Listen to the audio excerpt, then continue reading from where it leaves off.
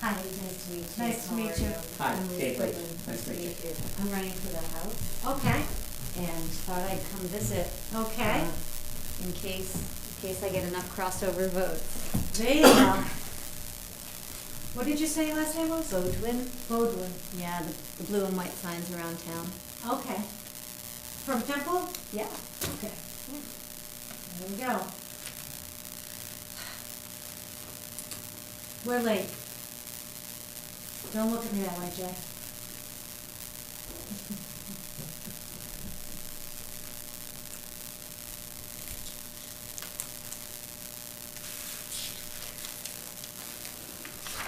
And how are you tonight? Fine, thank you.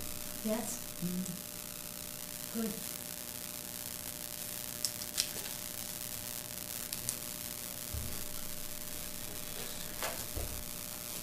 We have no secretary tonight, and we forgot the recorder.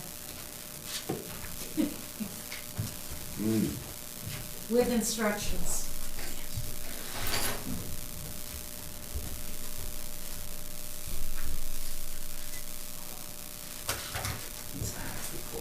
Okay.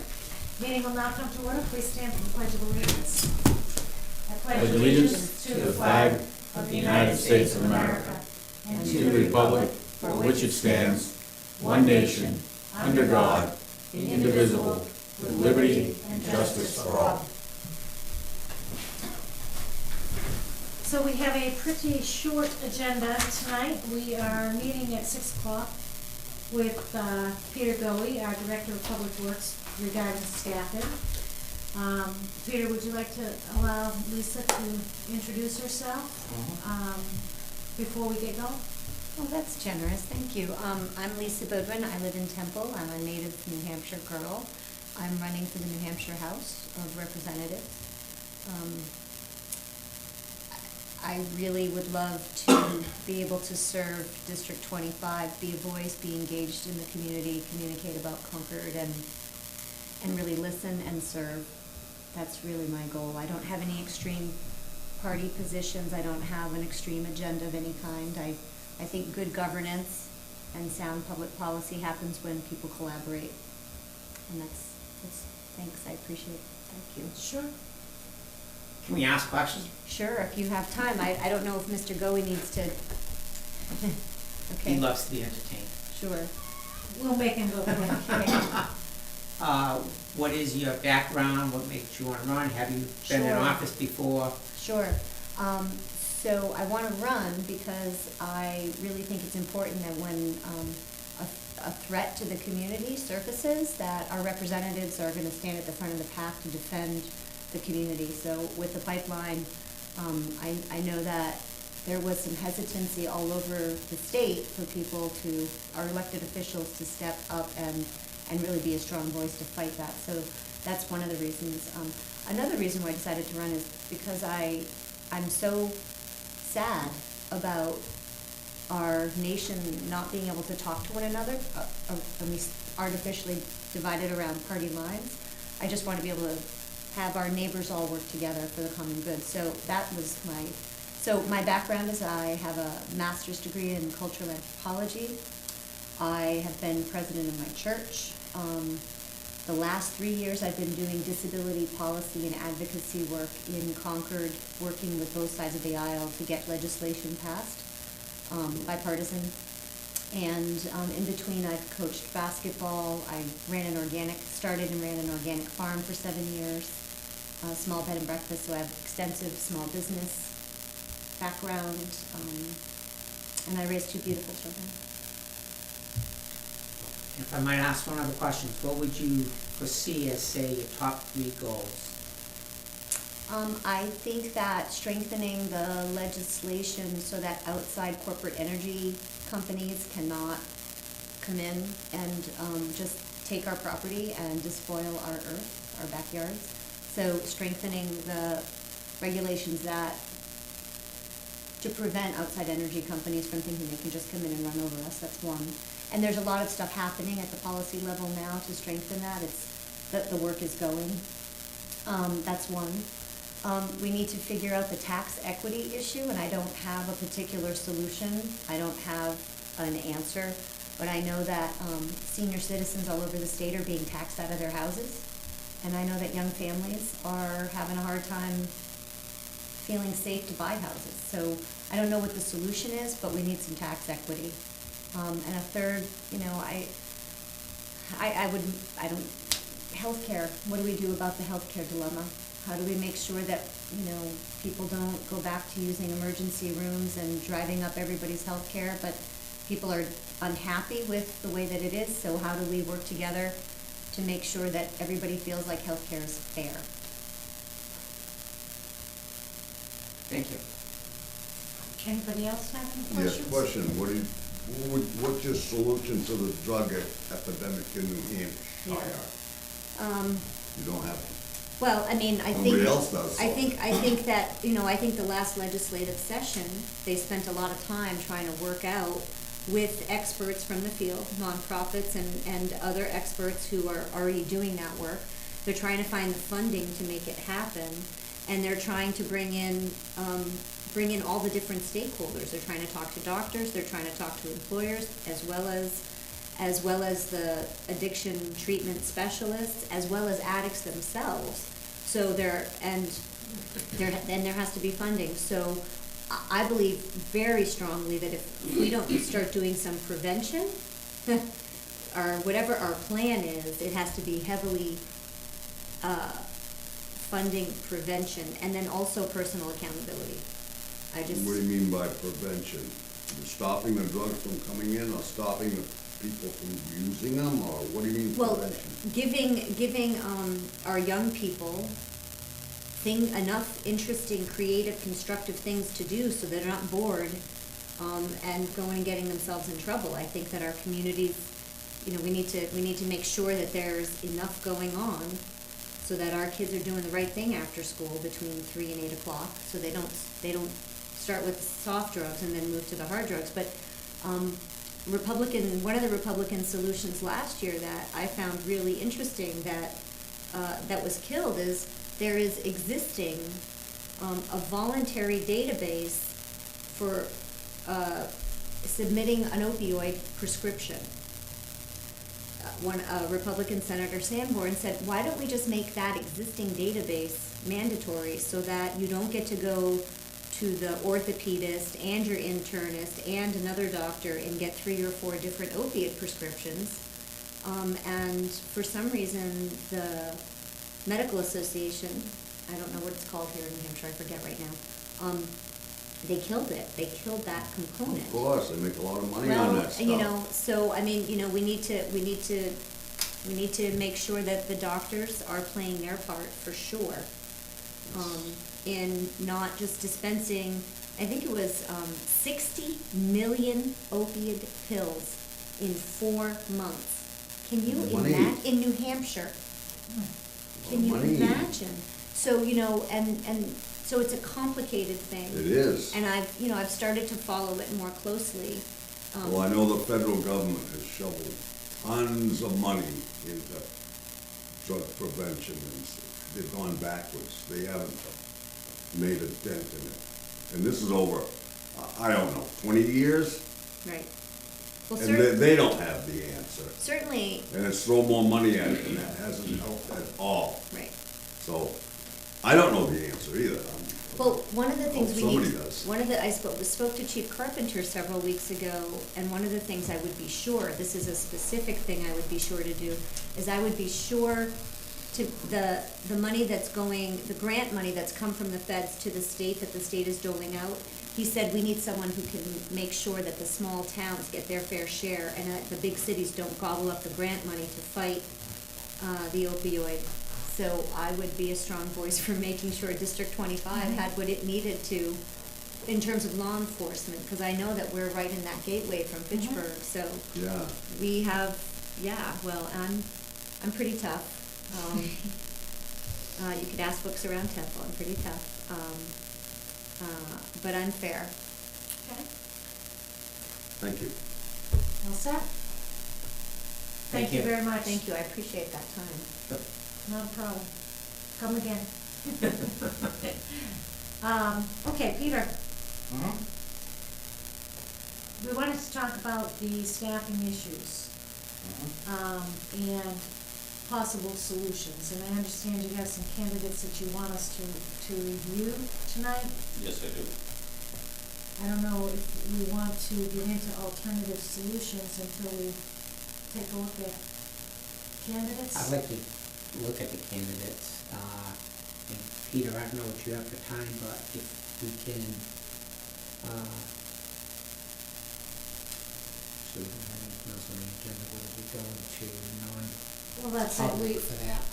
yeah, we have minutes, we can do minutes. I've already seen those, so I can, You can motion to Yes. read them as well. okay.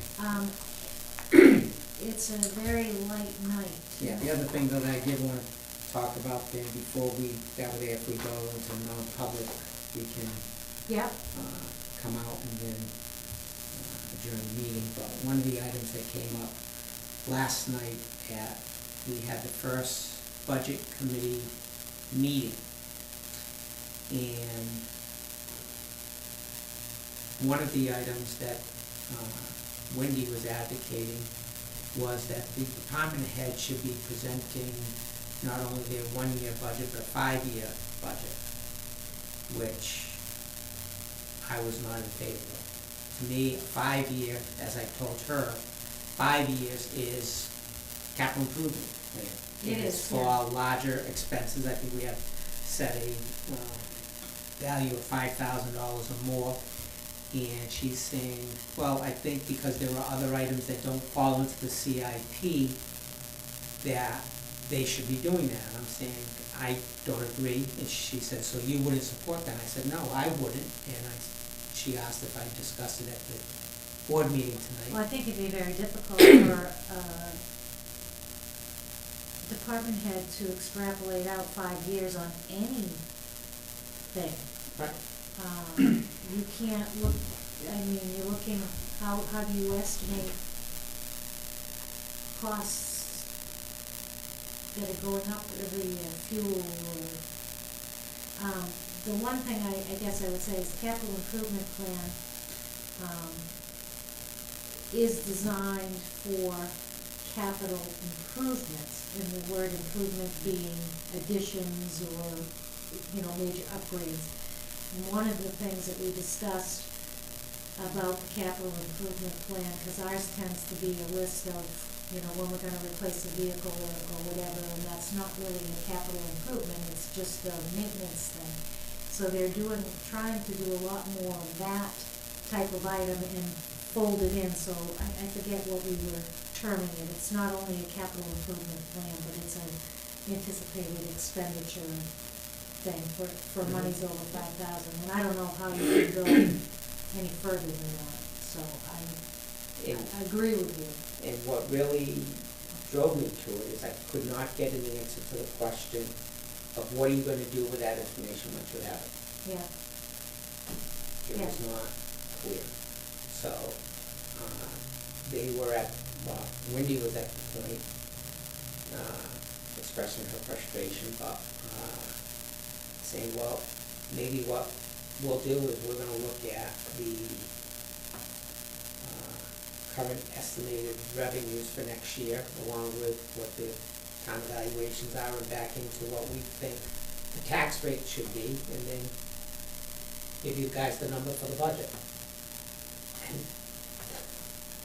well, that's what they keep trying to do, is back into a number, and that's not really the function of the budget committee. That's what I'm trying to tell them. I says, you have to focus on what the RSA says. You were supposed to be reviewing the cost that the selectmen put forth to you as the budget.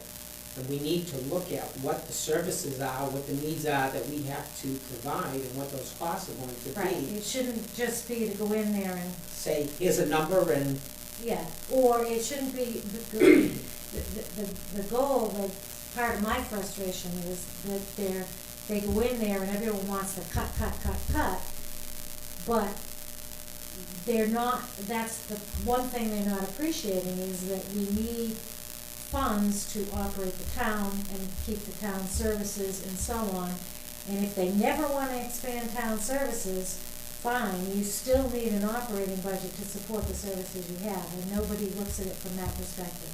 And I think that's a huge gap in what the budget committee is attempting to do. And I tried to make that point last year, not so successfully, and apparently we have that same issue. Which I have no problem dealing with, as long as I know the rest of the board is No, yeah, focused on the same way, yeah, yeah, that'd be fine. okay.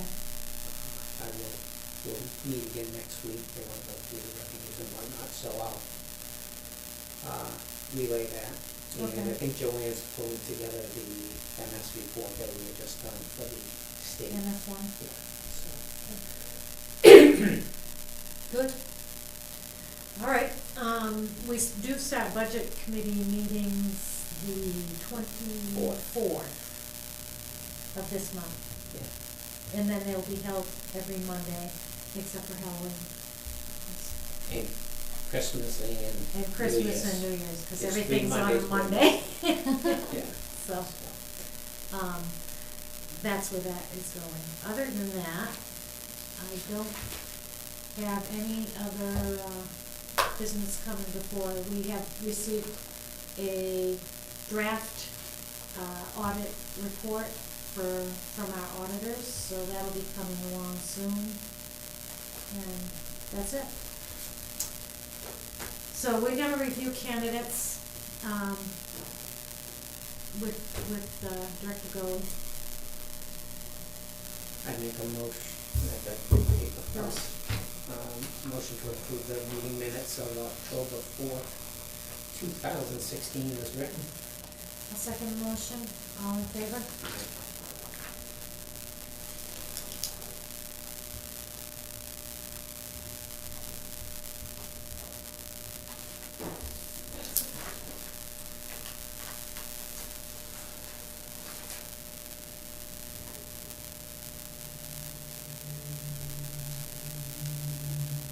Before we go into non-public, any public items? David J.? Just hope going forward that we wouldn't rush into hiring somebody just because you find yourself up against a wall. Point taken. Anything else? I gotta look at it also from the point that I need to provide services to the town. Correct. Everywhere I've gone around New Ipswich asking voters, citizens, what's on your mind about, not national politics, because that would take a long, painful conversation, but just in terms of District 25, the state's relationship to the towns, anything pressing that you see that needs to be straightened out? Yes. Yeah. We had, just so you know, Mrs. Gilmore was in last week, and we expressed to her, at least I did, on the highway block grant. It seems we get a lot of money from our gas tax, the state gets their first dibs, and then what's left over filters out to the towns. Mhm. And I would like to see some type of proportionate share of that. I understand the state has more highways and whatnot to maintain, but they have to understand all those people that are driving on the highways come from the towns. So Right. that was one. The second, The one I was talking about was a retirement fund, where the state used to contribute 35% to the state retirement fund, and in 2009, they discontinued that. And that is huge because the portion that the town is paying toward retirement is up to almost 30% for a police officer, and it's 20-some odd. 15% for regular employees, somewhere in there. But not only, as Selectman Doyle has mentioned, that they discontinued paying their proportionate share, but then now, in 2017, the town's share has increased again.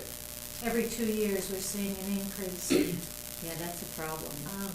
In my mind, that's what we call an unfunded mandate. Well, it's an unfunded mandate, and that's part of the tax equity Right. issue that we have here. Exactly. If we're not willing to collect proper tax taxes at the top of the state, then it always gets downshifted to towns, and we have to stop that, because it's our seniors and our young families that suffer the most, Yeah.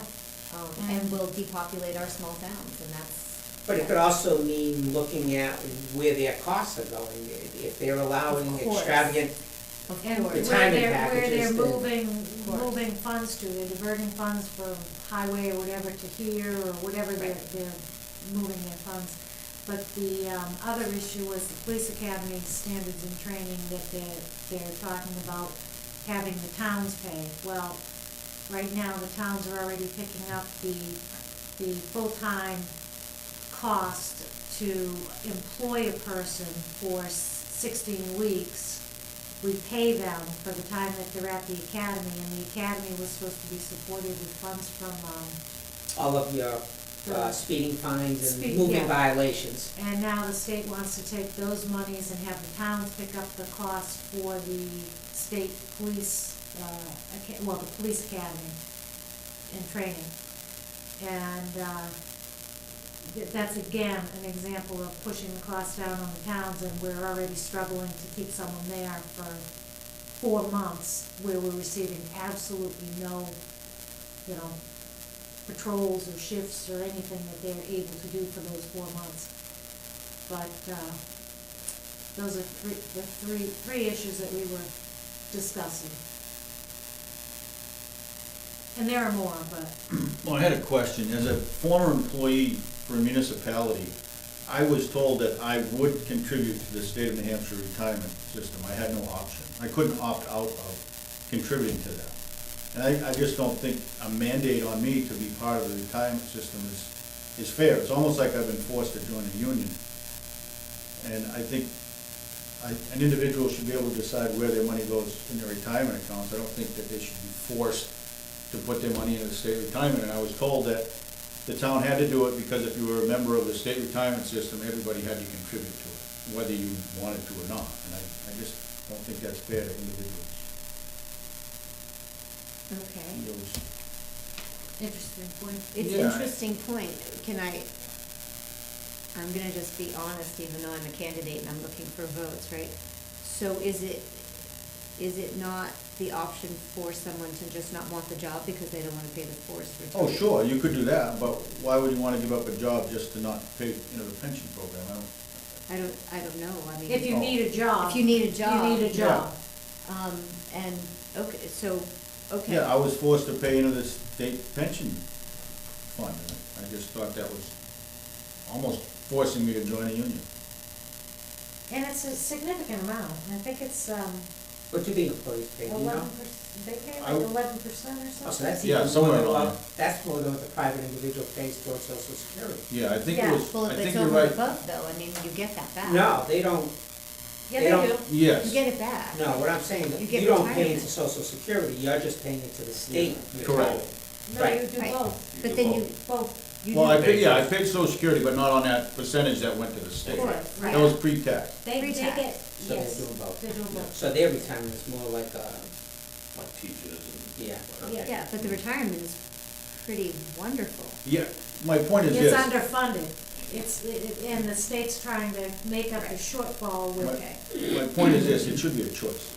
I shouldn't be told that this is what you're going to do. That's right, just my- like you shouldn't be that's my told if biggest you thing. wanna join, if you I'm a- have to join a union. I'm a big opponent of choice. I don't like to be told by the government what I'm going to do. And I was told I was going to do it. There's no option. Thank you. You're welcome. And what's your name? Jay Hoffman. Nice to meet you, Jay. What's your name? David. David. Hodgson. Nice to meet you. Are we all set? I make a motion that we go into non-public section under 91A3, Roman numeral 1B, hiring of any person as a public employee. I'll second the motion. All in favor? Aye.